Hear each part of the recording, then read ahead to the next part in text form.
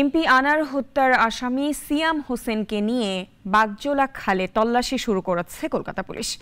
অভিযানের শুরুতেই সিয়ামের দেখিয়ে দেওয়া স্থানে পাওয়া গেছে একাধিক হাড়গোড়।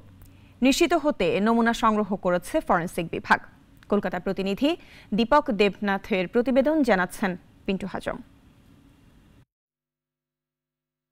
চিকিৎসার জন্য ভারতের পশ্চিমবঙ্গ রাজ্যে গিয়ে খুন হয়েছেন সংসদ সদস্য আনোয়ারুল আজিম আনার। তার লাশ এখনও উদ্ধার করা যায়নি। তবে নিরলস তল্লাশির পর এবার কলকাতার একটি খাল থেকে কিছু হাড়গোড় উদ্ধার করা হয়েছে।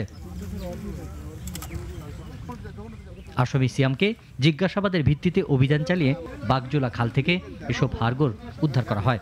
তবে এসব হাড় নিহত আনারের কিনা তা এখনও নিশ্চিত নয়। সিয়ামের দেখানো স্থানে ডুবুরি নামিয়ে তল্লাশি চালানোর পর হাড়গুলো উদ্ধার হয়। সেন্ট্রাল ফরেনসিক সায়েন্স ল্যাবরেটরির কর্মকর্তারাও নমুনা সংগ্রহ করেছেন।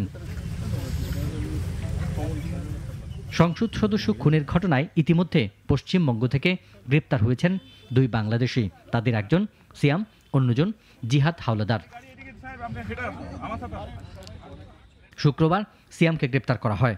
বাংলাদেশের গণমাধ্যমে তাকে নেপাল থেকে গ্রেপ্তারের কথা বললেও সিআইডি জানিয়েছে তাকে বাংলাদেশের সীমান্তবর্তী পশ্চিমবঙ্গের উত্তর 24 পরগনা জেলার বনগাঁ থেকে গ্রেপ্তার করা হয়। সিয়াম বর্তমানে 14 দিনের সিআইডি হেফাজতে রয়েছে।